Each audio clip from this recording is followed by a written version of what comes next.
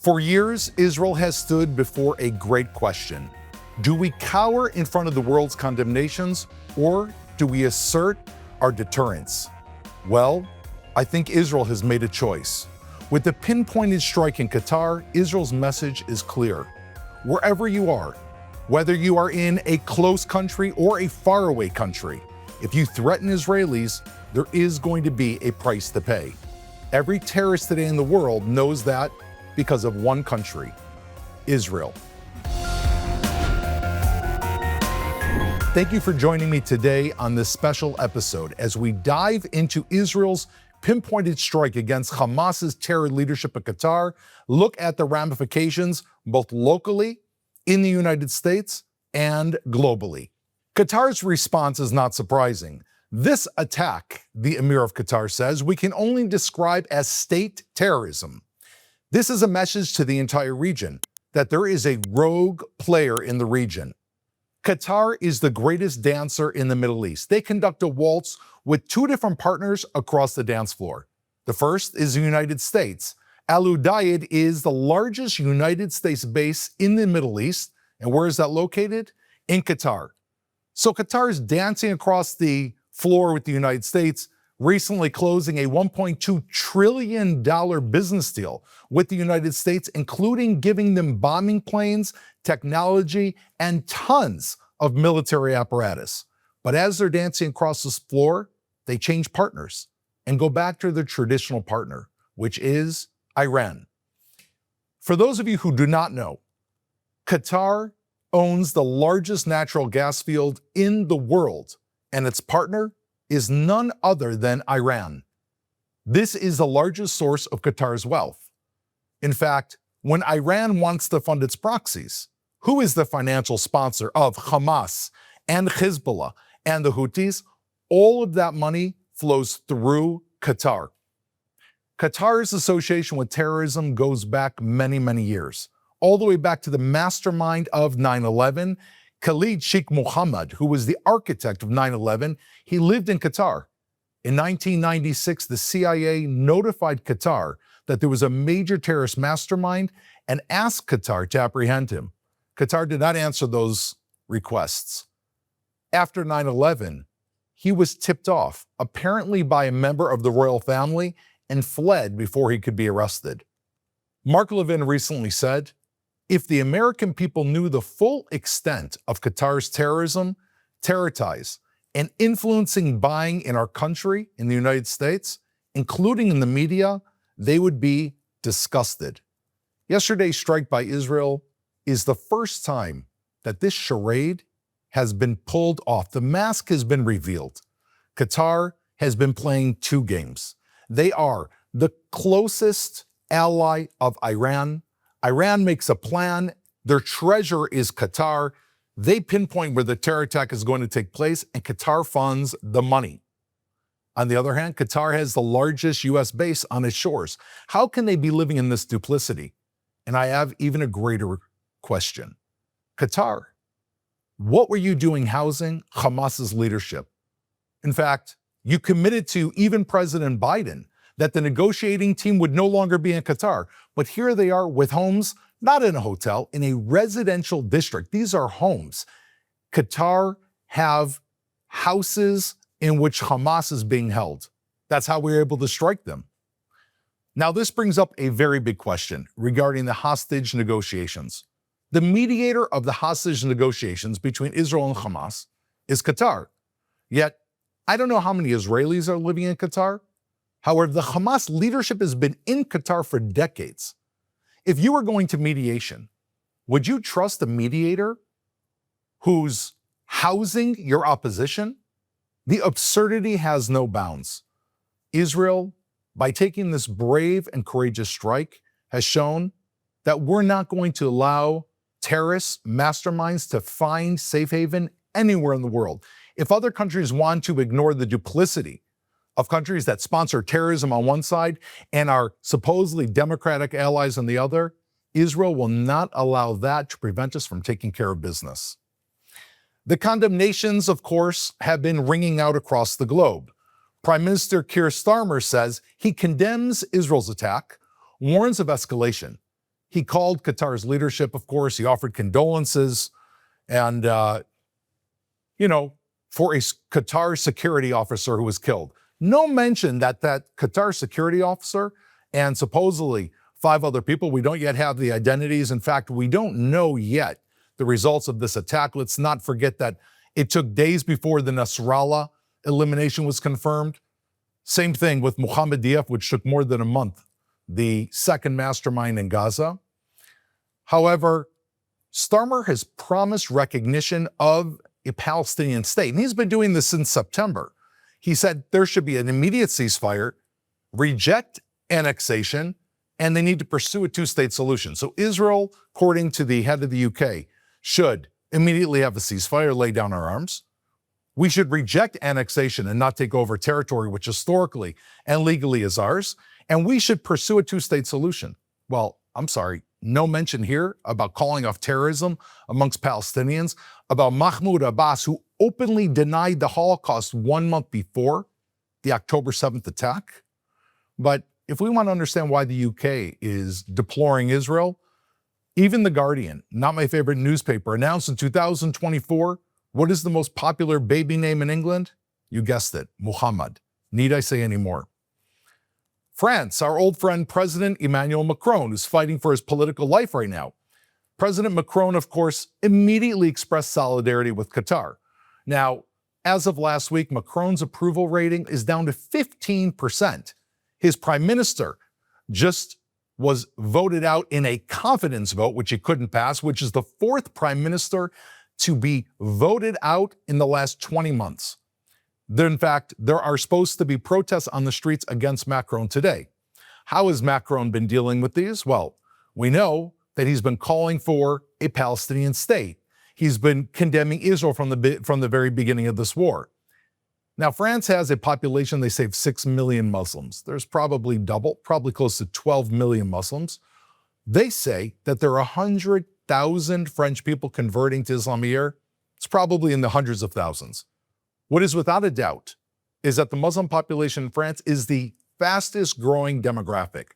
So as Macron is doing a terrible job leading a country that has been facing debt for decades and is completely morally corrupt, has had a 1,000% increase in anti-Semitic incidents and protests throughout the streets by Muslims, his answer is that he's for a Palestinian state, condemning Israel, and here he has another fig leaf, condemn Israel's attack on Qatar. Let's move on to the United Nations. Antonio Guterres, who recently spent time in China with Xi Jinping, with also Putin and other members of the Iranian National Revolutionary Guard. We'll talk about that in a few minutes. He said, I strongly condemn the Israeli attacks in Qatar. This is a violation of sovereignty and territorial integrity. Qatar has played a positive role in ceasefires and in hostages. You know, it's interesting. If you look under Antonio Guterres' tagline, it says, we will never, ever give up making this world better for everyone, everywhere. I guess that just doesn't include Israel. Well, the question is this is already being declared as an attack that is illegal according to international law. Anybody who wants can look at Hillel Neuer's UN Watch, one of the greatest sources of information, and he brings up here very clearly that according to UN Charter 51, every country in the world has a right to immediate self-defense before these are considered by the United Nations if there's an immediate risk. Well, as we know, Hamas, which is being housed in Qatar, carried out a bloody attack against 6 Israelis sitting in a bus stop the day before. They went onto buses and shot people. They shot people passing in cars. Even if we don't need a reminder from October 7th, just a day before this attack, Hamas gunned down Israelis in the streets. These Hamas leaders, the command and control center, are in Doha, which is the capital of Qatar. Israel has a right to target them anywhere. The other element of Article 51 and other articles in the UN Charter to self-defense is if the host country is unwilling or unable to catch terrorists. Well, as we know, Qatar has been unwilling and unable to catch those terrorists for years now. And if the country won't stop terrorists, the victim state is allowed to ask. And if Qatar will not stop terror, the victim state is allowed to act. The other issue is comparisons. Well, when the United States targeted Osama bin Laden in Pakistan, it didn't ask for permission. In the same way, neither does Israel need permission to strike Hamas in Qatar. The final element is necessity and proportionality. Well, no one can say that this was not a proportionate attack. This was a pinpointed strike against a specific area of a building where the Hamas leadership in Qatar was located.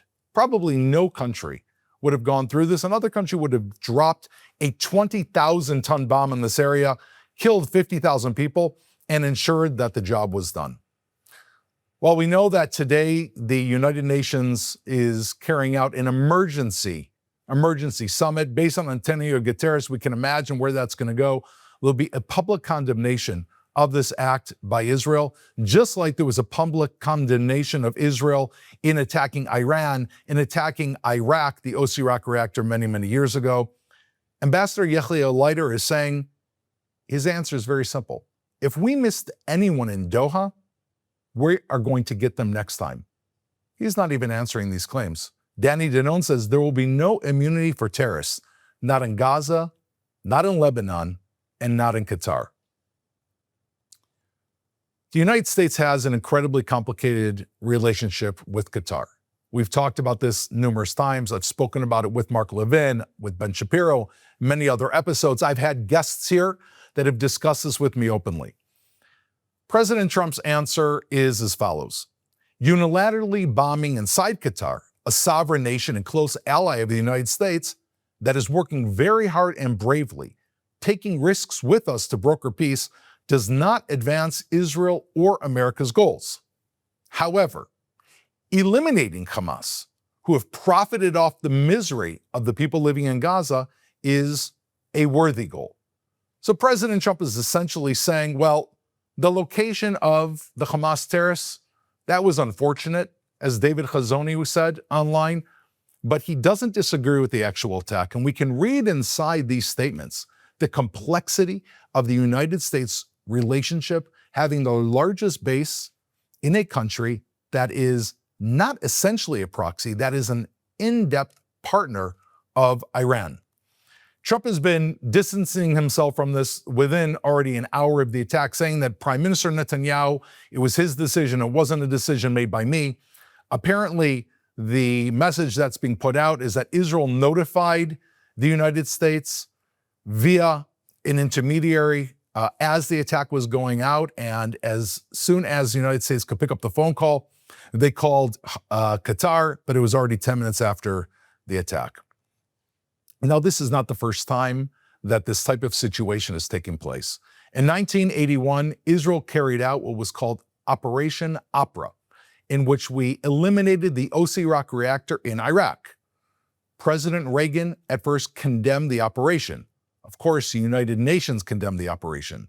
Later, when the United States stood against Saddam Hussein, President Reagan said, in afterthought, he was convinced that Israel's attack on Iraq delayed Saddam Hussein's nuclear program.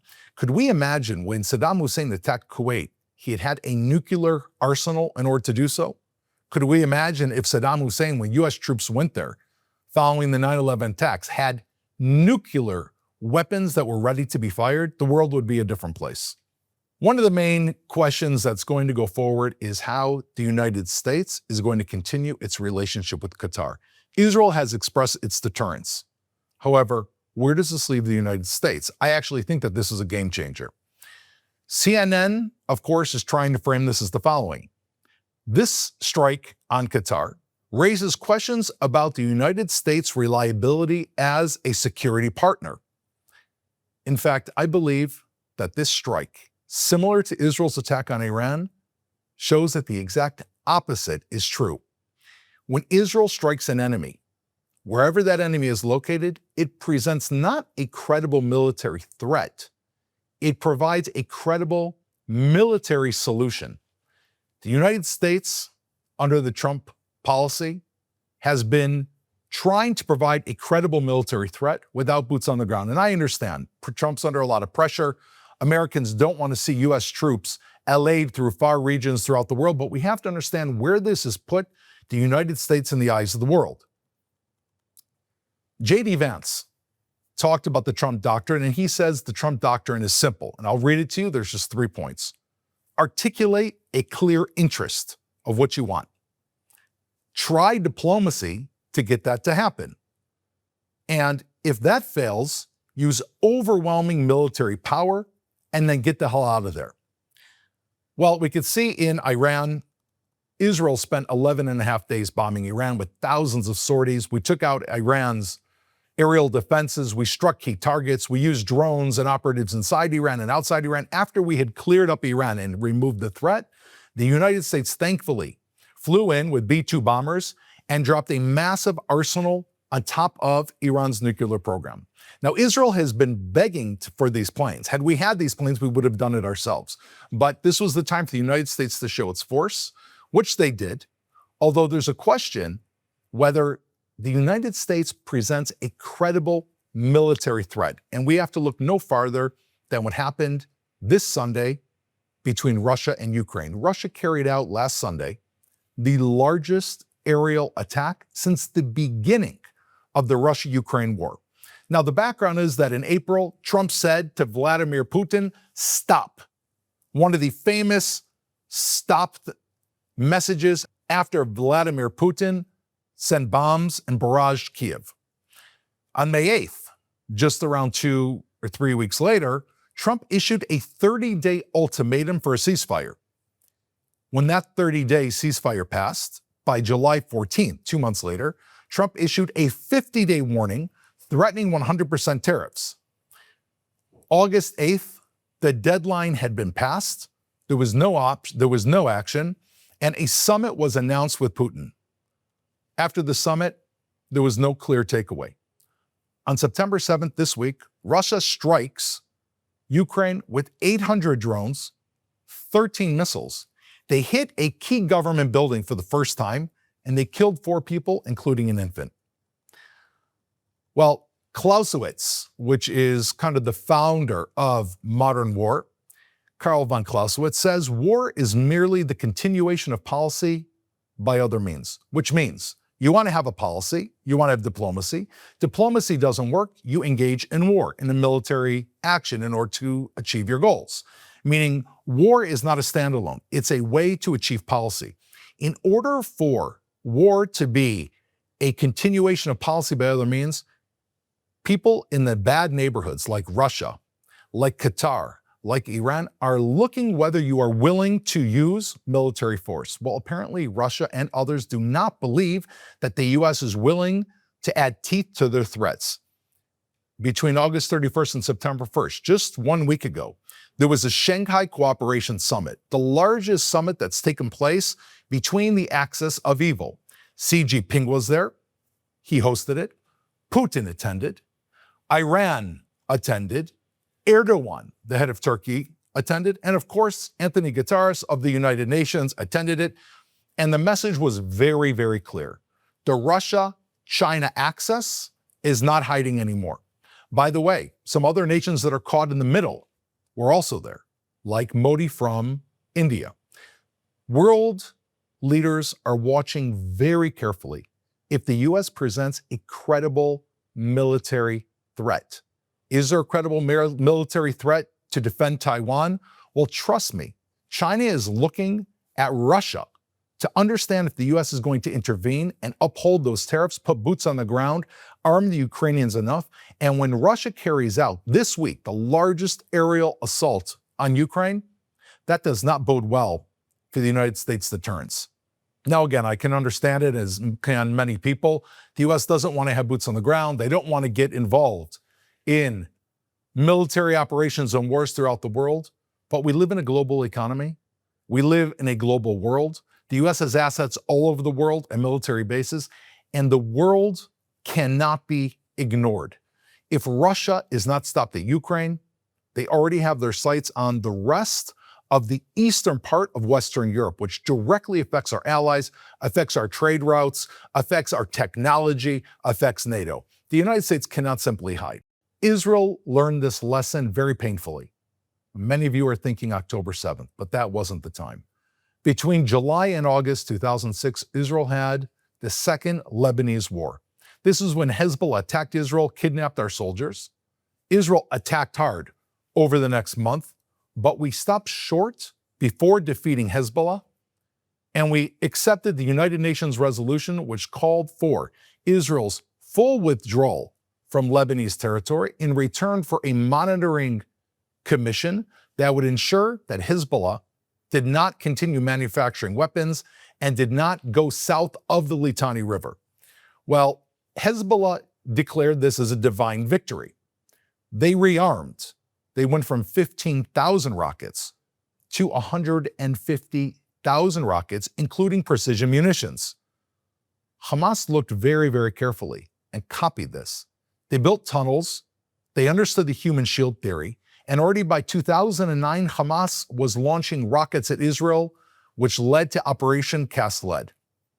Iran hailed Hezbollah's victory as a worldwide victory for terrorism. That is when they began shoveling money not only into Hezbollah, which is a Shiite regime, and into other Shiite militias throughout the Middle East, because Iran is Shiite.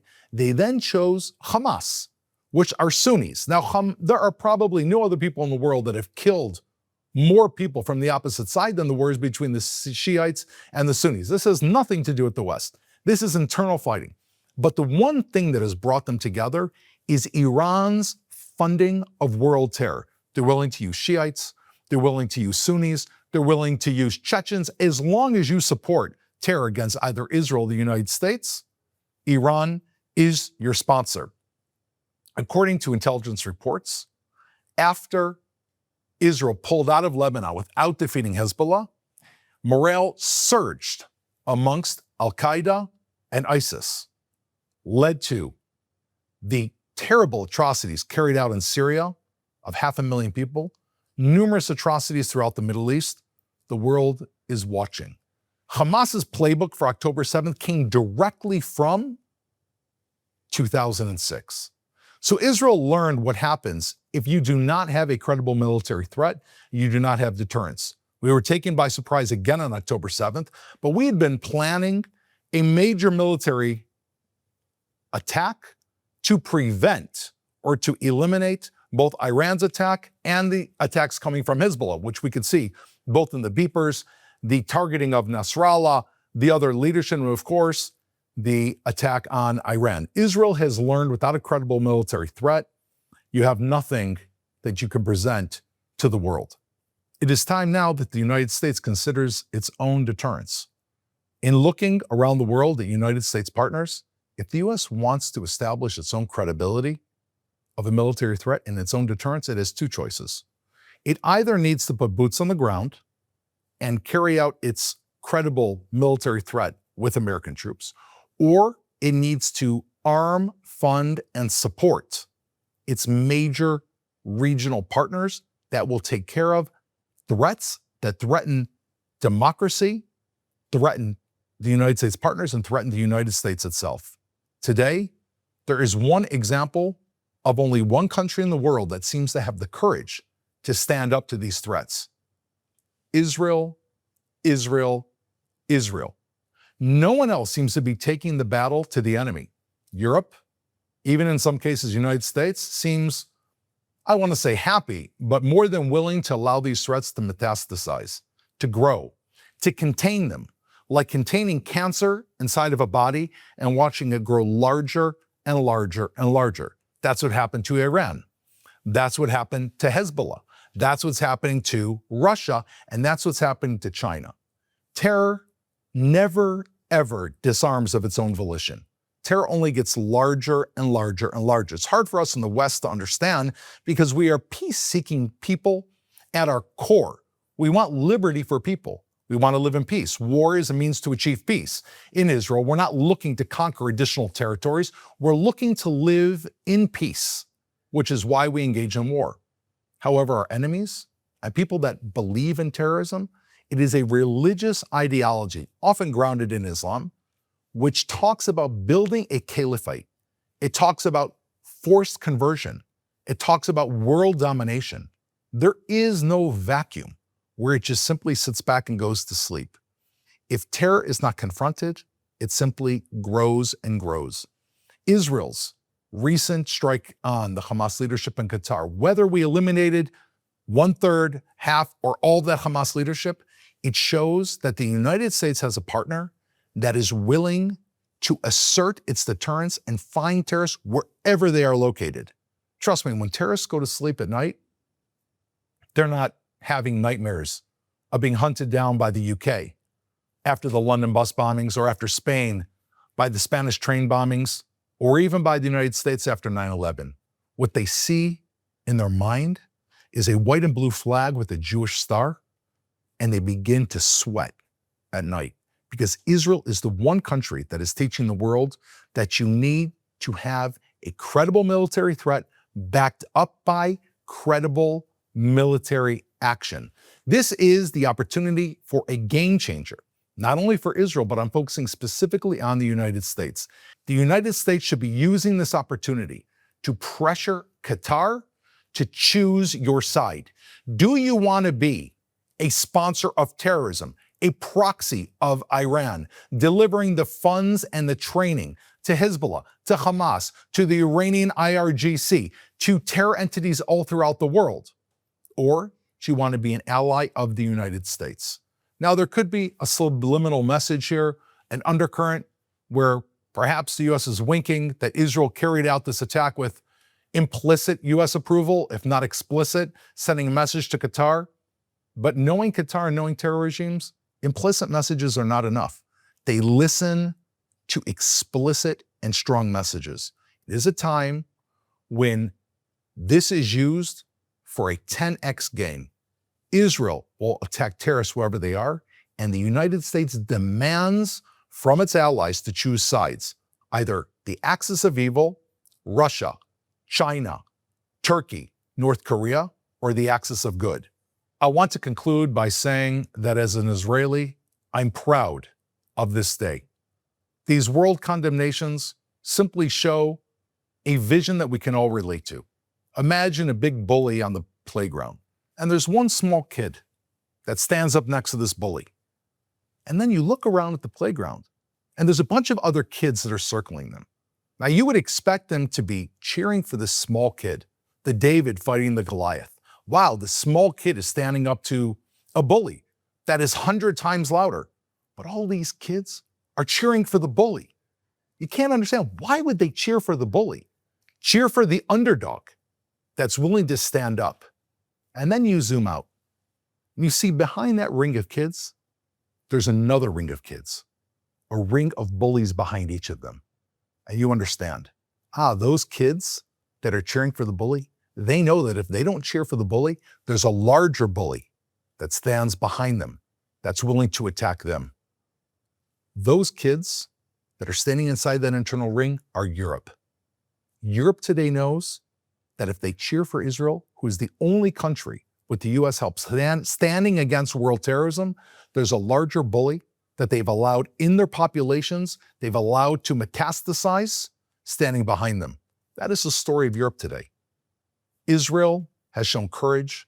Israel has shown, whether you want to cheer us or not cheer us, if we have to make a choice between being condemned by you, Europe, or showing our deterrence and attacking terrorists who want to kill our people, that choice has been made. And terror cannot go to sleep again on Israel's watch. Thank you for joining me for this special episode on True East. We'll be here again next week to see how the behind-the-scenes story unfolds in the Middle East.